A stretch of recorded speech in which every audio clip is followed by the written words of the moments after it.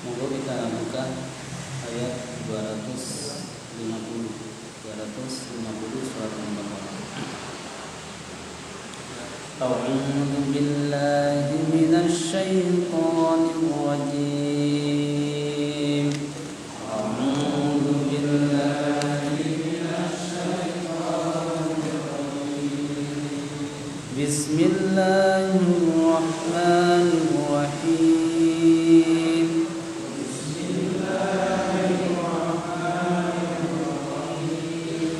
Alhamdulillahi rabbil alamin.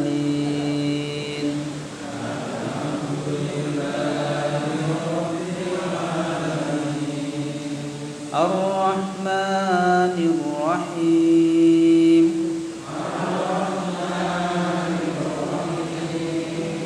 Maliki yaumiddin.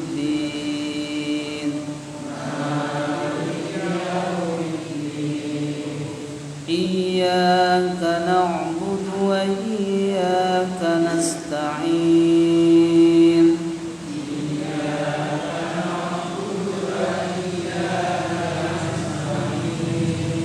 Ihdinas siratal mustaqim.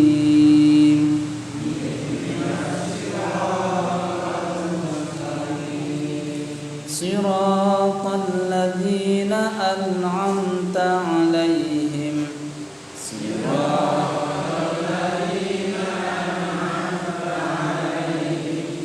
Ghairil maghdubi 'alaihim waladdallin.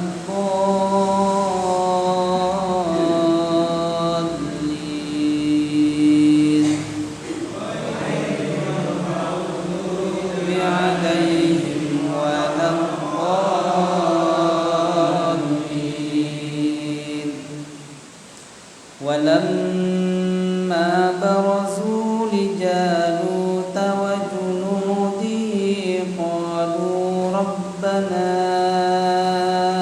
afrigh 'alaina sabra.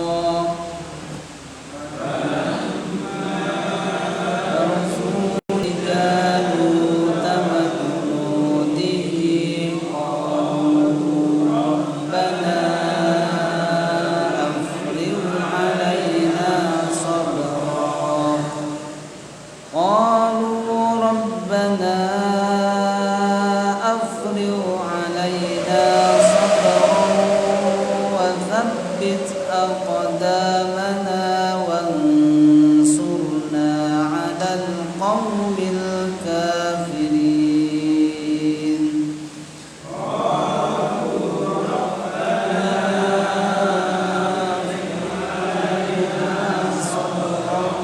وثبت أقدامنا وانصرنا على القوم الكافرين. فهزموهم بإذن الله وقتل داود جالوت وآتاه الله الملك والحكمة. بإذن الله وقتل داود جالوت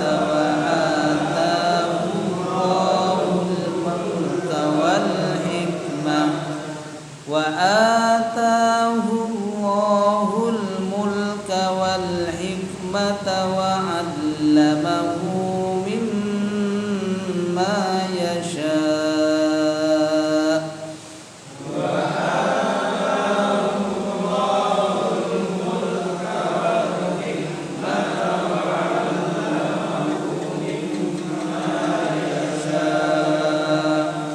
ولولا دفع الله الناس بعضهم ببعض لفسدت الأرض ولكن الله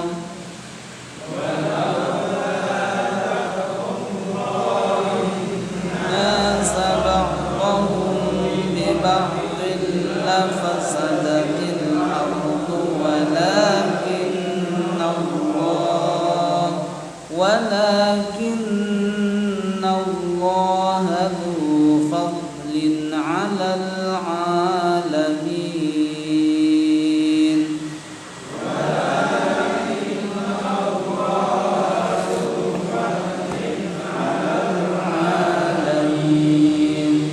Tilka ayatullahi natluha 'alaika bil haqq.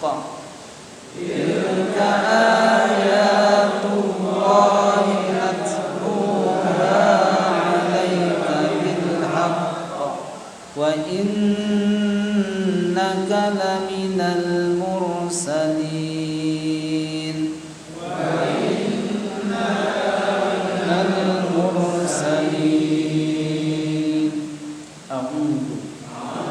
Aku berlindung billahi kepada Allah minasyaitani dari godaan syaitan ar-rajim yang terkutuk. Walamma dan ketika barazu telah nampak terhadap mereka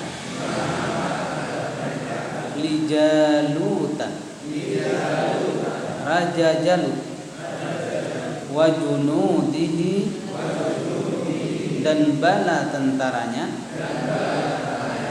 Qalu mereka berdoa, Rabbana wahai Rabb kami, afrigh alaina tuangkanlah kepada kami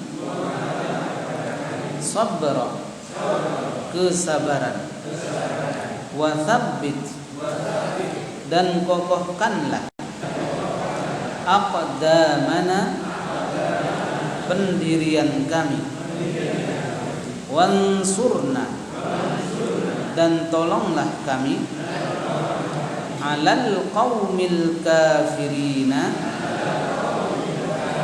terhadap kaum yang kafir. Fahazamuhu maka mereka mengalahkan mereka biidznillahi dengan izin Allah. Wa qatala dan dia membunuh Dawudu Nabi Dawud Jaluta Raja Jalut wa atahullahu dan Allah memberikan kepada Daud al-mulka kerajaan setelah wafatnya Raja Talut,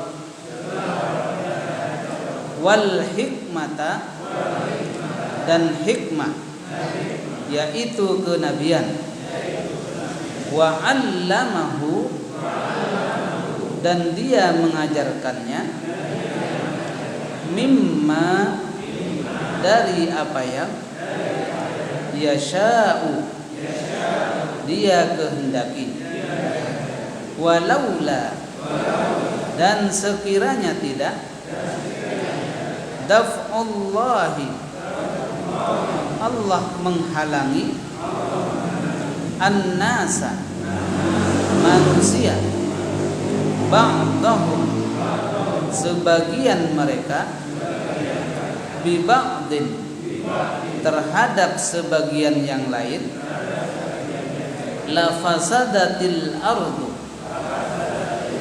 maka pastilah bumi ini akan rusak. Walakinnallaha akan tetapi Allah dzu fadlin yang mempunyai karunia alal alamina diberikan kepada semesta alam.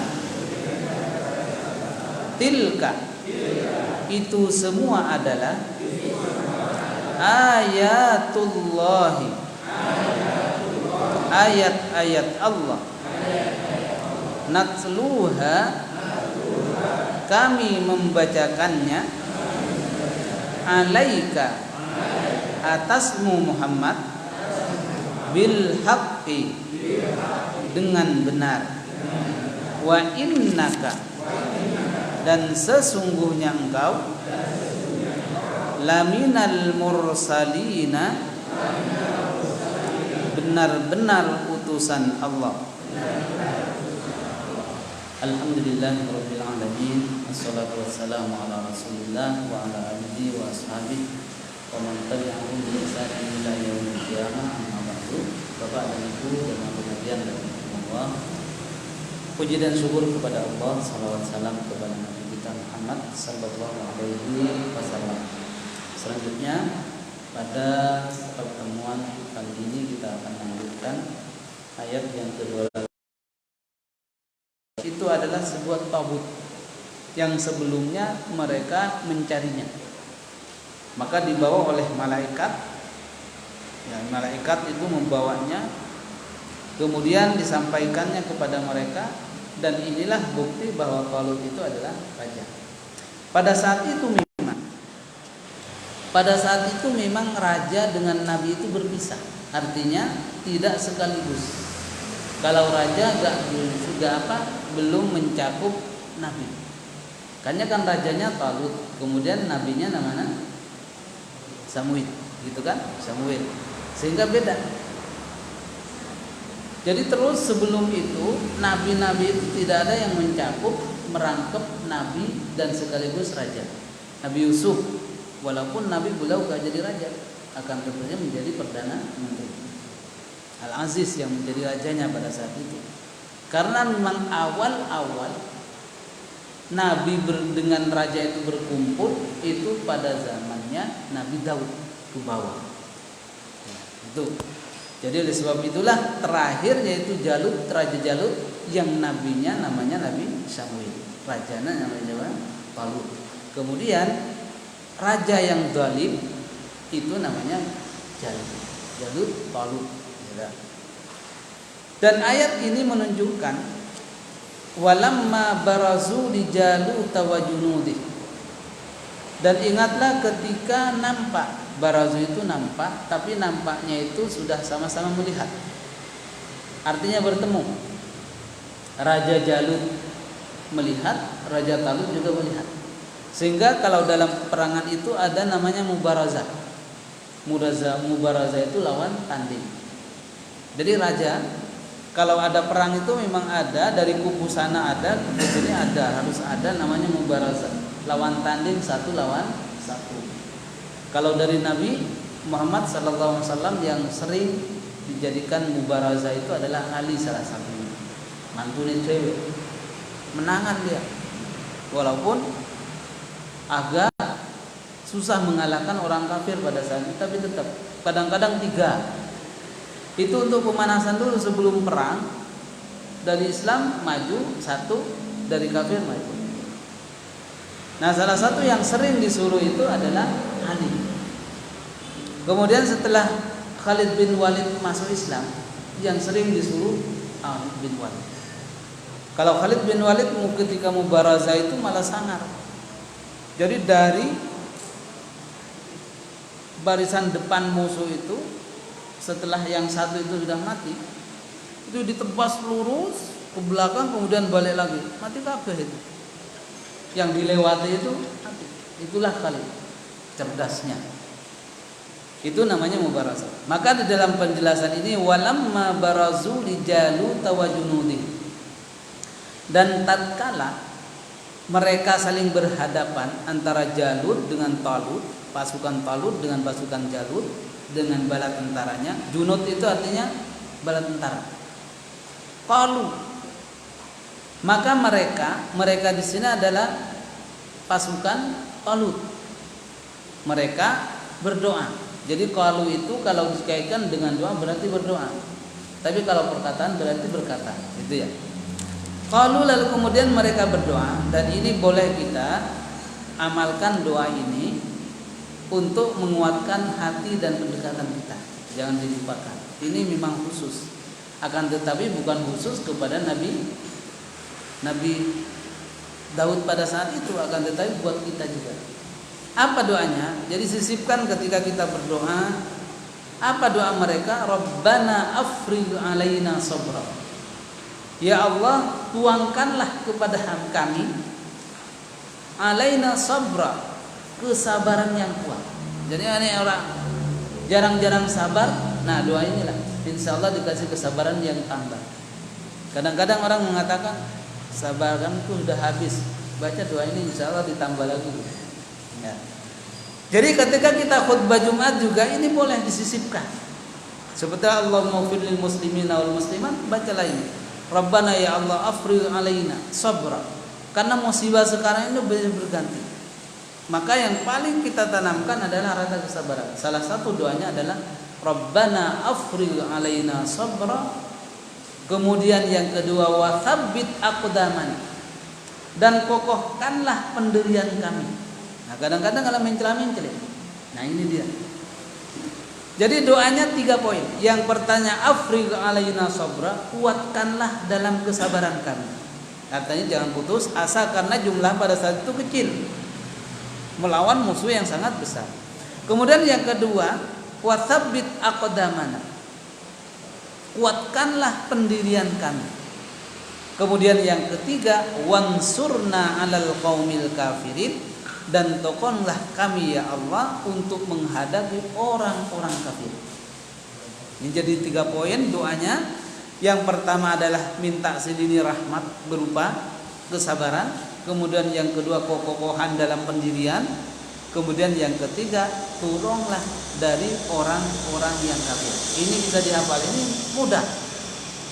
Tapi kalau sering dibaca atau didoakan, itu insya Allah kita gak lupa. Tapi kalau enggak, walaupun hafal, kalau gak dipakai jadi lupa, gitu kan? Jadi banyak dalam Al-Quran yang sering kita tanamkan. Seperti ini contohnya. Ini kan doa umum. Berikan kesabaran, semua orang butuh sabar.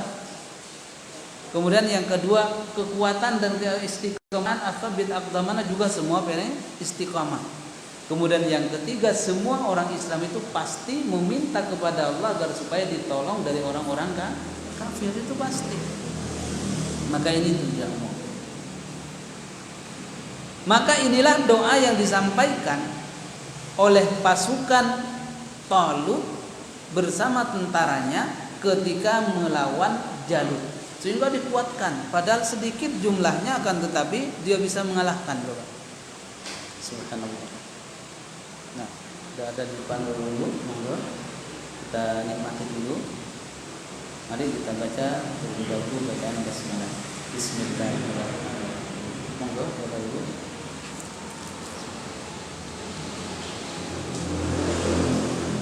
Ya, kita lanjutkan.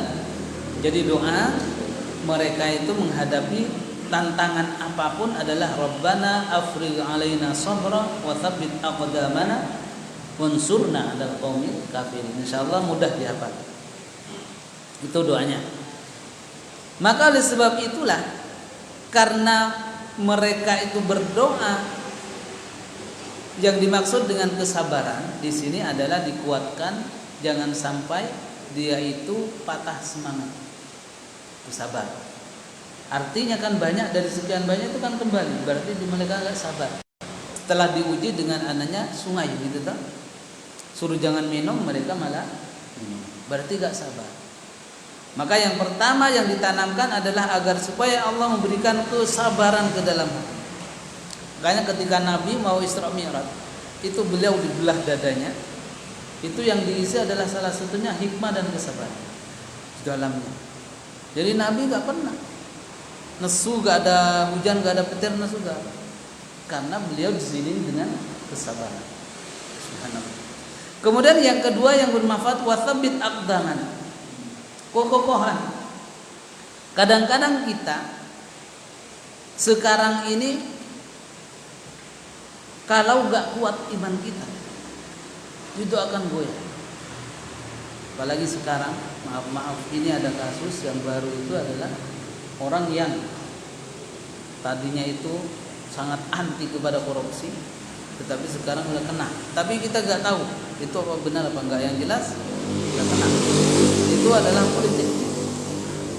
Kemudian yang tadi juga yang banyak membasmi orang-orang korupsi, beliau tadi wafat, ya tahu, dikemukakan di Yogyakarta.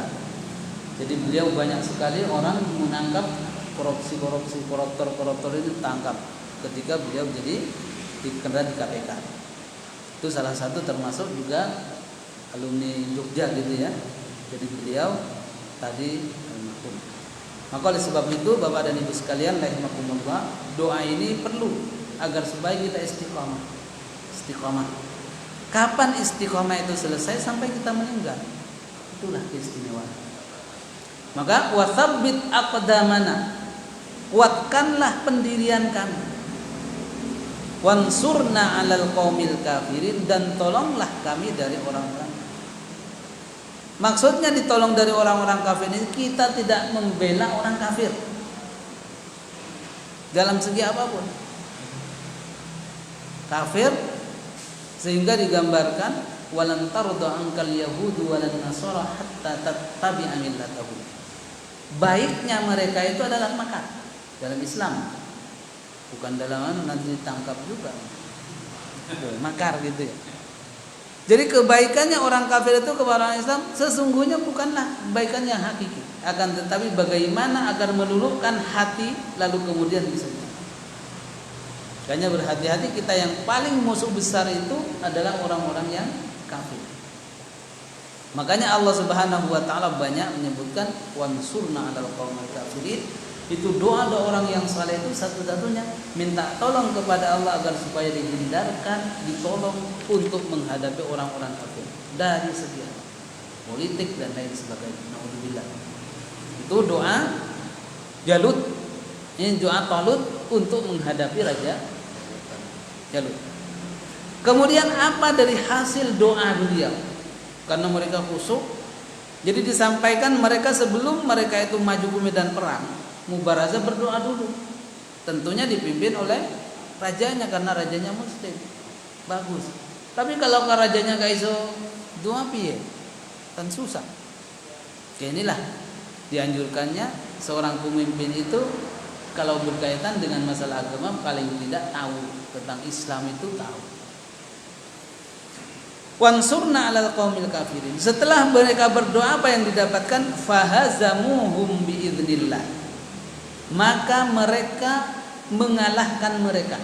Mereka pertama adalah dari kalangan Talut, mereka kedua adalah dari kalangan Jalut. Kalau bahasa kita, fahazamuhum biidznillah, maka pasukan-pasukan Talut mengalahkan pasukan Jalut. Itu humnya kan semua. Jadi itulah artinya fahazamuhum, mereka mengalahkan mereka. Gitu.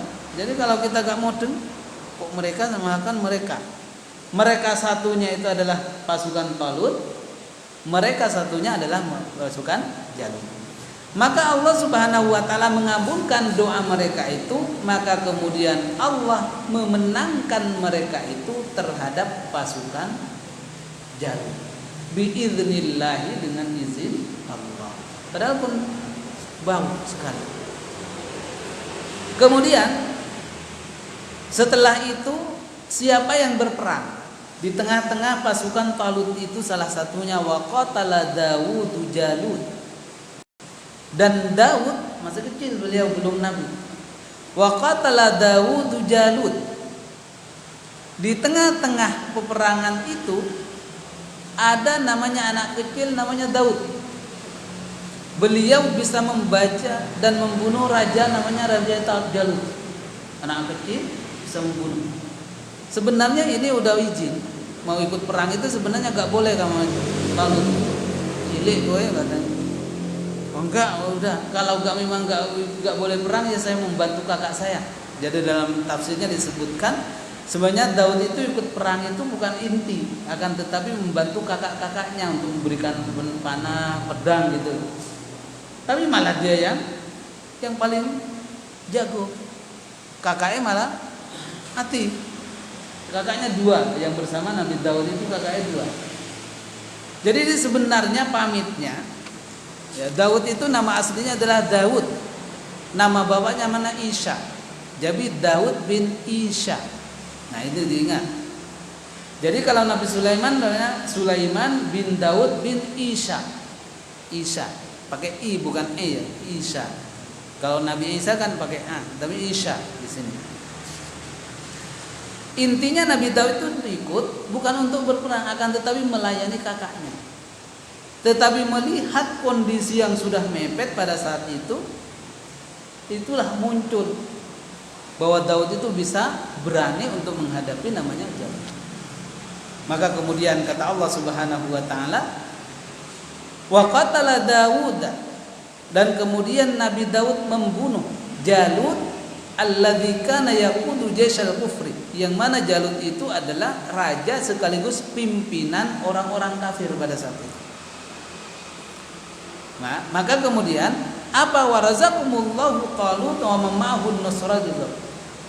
Dan pada saat itu Allah memberikan kemenangan kepada Talut dengan perantaraan salah satu orang yang sangat kecil pada saat itu yang menasib dengan Daud. Subhanallah. Namun Daud sebelum beliau itu maju ke medan perang, gak minta ataupun gak mau apa-apa, akan tetapi Talut itu memberikan sayembara. Siapa yang bisa membunuh Jalut, Talut aja mati. Siapa yang bisa membunuh Jalut akan aku nikahkan dengan anakku. Sesungguhnya banyak yang pengen tetapi kalah kabeh.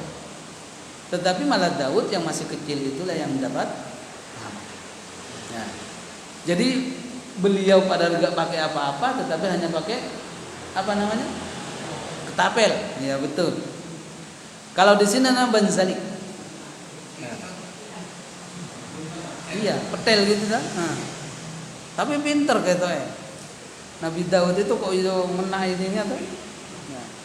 Maka pada saat itulah oleh Allah Subhanahu wa taala wa qatala Dawudu Jaluta wa atahu Allahul mulka wal hikmata. Maka setelah membunuh itu terkenalah Daud, orang yang sangat baik tetapi ternyata juga berani. Buktinya bisa mengalahkan Jalut yang ditakuti oleh orang banyak pada saat itu. Jadi kalau sudah rajanya itu mati, pasukannya otomatis mundur. Tidak? Maka kemudian mereka kalah, walaupun ribuan itu kalah hanya gara-gara Daud. Pakai petil itu itu sudah. Maka pada saat itulah Allah Subhanahu wa taala menggambarkan apa yang diberikan Allah kepada Nabi Daud setelah peninggalan Talut. Habis itu kan Daud sudah besar, kemudian dengan janjinya dinikahkan dengan putrinya. Pada saat itu kok tiba-tiba setelah dinikahkan, berapa lama kemudian Talutnya sakit. Yang jelas bukan kena COVID-19, belum. Itu. Nah pada saat itu kemudian meninggal, dinobatkanlah yang namanya Daud menjadi raja. Setelah menjadi raja dapat juga wahyu. Maka oleh Allah Subhanahu wa taala wa atahullahul mulka wal hikmata wa 'allamahu mimma yasha. Dan Allah memberikan kepada Daud tersebut al-mulka, kerajaan. Coba yang pertama yang diberikan Allah kepada Nabi Daud itu al-mulka, kerajaan. Kemudian yang kedua al-hikmah, hikmah. Kemudian yang ketiga yang diberikan wa 'allamahu mimma yasha, mengajarkan sesuatu yang tidak pernah diajarkan kepada orang lain. Jadi 3 hal yang diberikan Allah kepada Nabi Daud ketika beliau itu diangkat menjadi raja setelah meninggalnya Talut. Kemudian tafsirannya apa yang dimaksud dengan mulku? Yang dimaksud dengan mulku itu adalah kerajaan. Jadi kerajaan yang tadinya dipimpin oleh Talut itu diambil, diberikan kepada Daud sebagai penerusnya. Ya, sebenarnya. Kemudian yang dimaksud dengan hikmah itu adalah iqa'un nubuwah allati asyrafu minal mal. Yang dimaksud dengan hikmah itu adalah kenabian dan kitab Taurat. Kitab Taurat. Taurat apa Zabur? Zabur ya, Zabur. Ya. Zabur dan kitab Zabur. Jadi yang dimaksud dengan hikmah itu adalah kenabian dengan kitab beliau.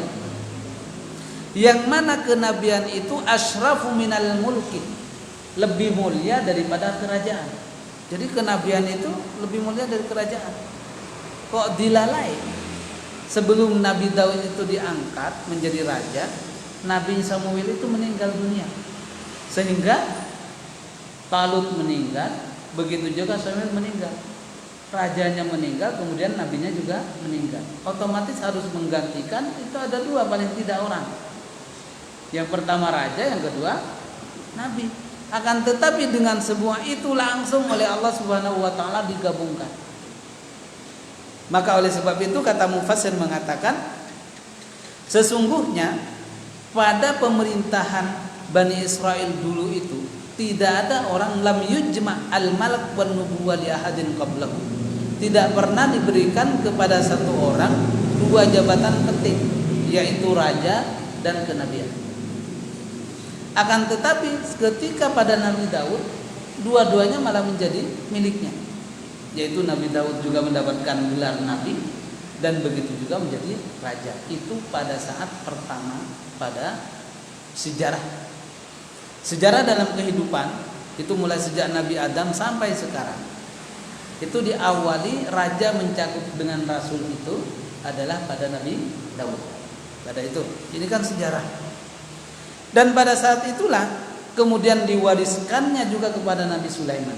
Nabi Sulaiman juga menjadi raja, begitu juga menjadi rasul pada saat itu. Jadi yang dimaksud dengan hikmah bukanlah hikmah yang kita angkat, tapi yang dimaksud hikmah di sini adalah kenabian dan kitab Zabur yang diberikan kepadanya. Kemudian setelah itu wa 'allamahu mimma yasha. Apa yang dimaksud dengan Allah mengajarkan ilmu-ilmu kepada mereka, kepada Nabi Daud? Yang dimaksud dengannya adalah memberikan ilmu tentang apa? Tentang perkara-perkara yang berkaitan dengan urusan dunia dan akhirat. Seperti contohnya umuruddin wad dunya. Masalah agama paham, kemudian urusan dunia juga diantaranya beliau itu diberi kepahaman untuk memahami bahasa burung. Burung itu bukan hanya dipahami oleh Nabi Sulaiman saja, tapi bapaknya juga paham. Gitu kan? Hanya terkenalnya ketika kita membaca surat An-Naml itu Nabi Sulaiman. Tetapi ternyata Nabi Daud sudah duluan diberikan ilmu tentang memahami burung pipit, burung apa wae kenal. Kemudian yang kedua, wa kalamud dawab, dan pembicaraan atau perkataannya dawab. Dawab itu binatang-binatang itu semuanya. Kayak coro apa itu semua paham dia. Jadi kalau ngasih kode itu paham. Itu ternyata ilmu yang diberikan. Kemudian ilmu yang diberikan juga wasunatul alatil harbi. Diberikan pengetahuan tentang membuat alat-alat perang. Itu coba. Alat perang itu berarti pertama awalnya itu Nabi Daud. Termasuk salah satunya besi, tahu otomatis. Ya gitu. Ini keterangan tentang bagaimana Nabi Daud membuat besi yang menjadi alat perang itu diterangkan juga di dalam surat Al-Waqiah, itu Al-Hadid namanya. Setelah Al-Waqiah itu namanya Al-Hadid, di sana ada. Kemudian wa ghairu dzalika min alwainil ulum al-mukhtalifah, dan begitu juga ilmu-ilmu yang lain yang sebelumnya tidak diberikan. Makanya Nabi itu kelebihannya gak usah kuliah, gak usah sekolah, udah ilmu pinter deh. Baik itu strategi perang dan lain sebagainya. Coba kalau kita lihat siapa yang memberi tahu kepada Daud suruh pakai batu kecil kemudian menang? Gak ada. Tapi langsung malaikat Jibril datang. Katanya mungkin itu pakai anu aja, kamu gak usah pakai pedang. Oh iya kan, udah gitu kan. Ini menunjukkan bahwasanya Allah Subhanahu wa taala berkuasa atas segala sesuatu. Nah, kemudian setelah itu Allah Subhanahu wa taala berfirman selanjutnya, walaula daf'ullahi an-nasa ba'dahum bi ba'din la fasadatil ardu. Seandainya Allah itu tidak menahan kemungkaran merajalela, dengan adanya orang-orang yang baik, pastilah bumi itu akan hancur. Kalau bahasa kita begitu. Seandainya Jalut itu, merajalela itu dibiarkan begitu saja, tidak diutusnya Nabi Daud untuk membunuhnya, pastilah bumi itu akan hancur karena kerusakan dia. Terutama peradaban. Begitu. Makanya pasti di ujung-ujung kemudaratan atau di ujung-ujung kezaliman itu pasti ada orang yang akan membasminya, hanya lama. Itu pasti. Itu udah banyak buktinya kan? Kejahilan, betapa lama sekali jahiliyah itu. Tapi selesai jahiliyah itu dengan adanya dosa Nabi Muhammad.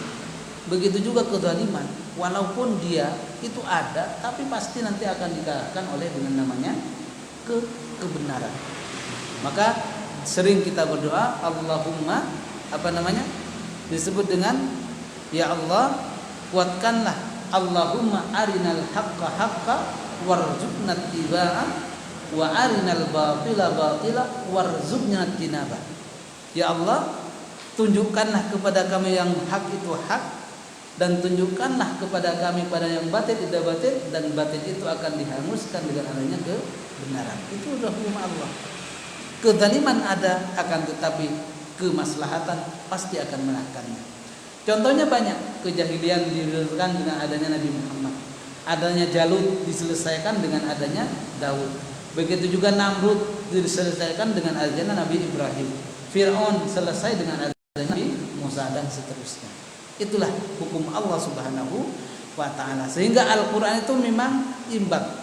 Coba di dalam Al-Quran setelah menjelaskan tentang orang-orang kafir, kemudian Allah berfirman, wa basyiril ladina amanu, berikanlah kabar gembira kepada orang yang beriman. Subhanallah.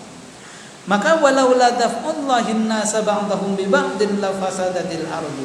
Seandainya Allah itu membiarkan mereka yang berbuat zalim itu merajalela di dunia, pastilah itu akan ada kehancuran di muka bumi. Akan tetapi Allah menurunkannya orang-orang yang bisa membasmi kezaliman itu. Coba pada saat itu Jalut itu sudah takut di semua orang. Jadi mereka itu sambil ketawanya dengan menantang Talut. Talut itu kecil walaupun dia besar, di hadapan Jalut itu gak ada apa-apanya. Akan tetapi setelah dengan adanya Nabi Daud, mereka pun juga tidak berbuat apa-apa. Makanya keutamaan para nabi itu adalah dia diberi keilmuan yang mana ilmu itu tidak diberikan kepada orang-orang yang lain. Itulah kelebihan para nabi dan begitu juga para rasul. Walakinnallaha dzu fadlin 'alal 'alamin. Akan tetapi kerusakan itu tidak terjadi disebabkan karena Allah memberikan karunia kepada orang-orang yang ada di muka bumi. Jadi Bapak dan Ibu sekalian rahimakumullah, ini ayat ini mengajarkan kepada kita, walaupun ada orang-orang yang zalim itu, tapi di sisi lain pasti ada orang yang baik pula, yang adil. Yang adil. Apakah bisa dengan adanya keadilan dan kezaliman itu bergabung? Enggak bisa. Salah satunya akhirnya nanti pun juga kezaliman itu akan sirna disebabkan karena adanya kebenaran. Kemudian ditutup oleh Allah Subhanahu wa taala, tilka ayatullahi natluha 'alaika bil haqq. Itu semua. Itu kata isyarat. Yang dimaksud dengan itu semua itu menunjukkan kepada yang sebelumnya. Bukti bahwasanya kisah alam tara ilal ladzina kharaju, tentang bagaimana orang-orang yang mereka keluar kemudian di tengah perjalanan kemudian dia mati gitu kan. Dan begitu juga peristiwa sebelumnya, semua itu adalah bukti tanda kekuasaan Allah Subhanahu wa taala yang diberitahukan kepada engkau wahai Muhammad dengan benar. Ini sebagai hiburan buat Nabi Muhammad biar tidak terlalu sedih. Ternyata nabi-nabi dulu itu juga banyak tantangannya begitu. Wa innaka laminal mursalin, sesungguhnya engkau wahai Muhammad benar-benar utusan Allah Subhanahu wa taala. Maka dengan ayat 252 ini untuk sementara kisah Bani Israel sudah ditutup dengan terbunuhnya Jalut yang dibunuh oleh Nabi Daud alaihi salam. Insyaallah kita sambung minggu depan dengan kisah atau hukum-hukum yang lain. Dan insyaallah mudah-mudahan bermanfaat. Mari kita akhiri, kita tutup dengan sama-sama membaca doa kafaratul majlis. Subhanallahumma wa bihamdika asyhadu an la ilaha illa anta astaghfiruka wa atubu ilaik. Terima kasih. Wassalamualaikum warahmatullahi wabarakatuh.